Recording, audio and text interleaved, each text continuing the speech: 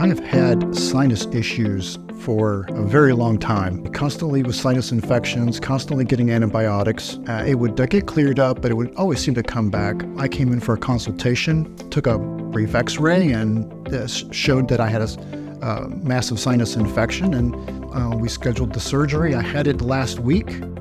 I feel great now, an incredible improvement. I can breathe. Even now, I'm breathing so much better. So I'm so happy with the procedure that Dr. Wasmuth did.